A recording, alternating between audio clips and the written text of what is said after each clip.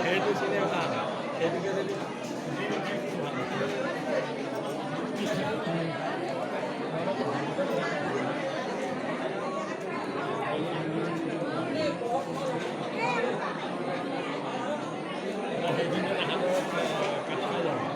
তাহলে এইবিলাক বহুতো গাঁৱত মুক্ত হয় অঁ গাঁৱত মুক্ত ওলাই আমাৰ কাইলৈ সোমবাৰ কাইলৈ 12টালৈকে চাব এটালৈকে থাকিব আৰু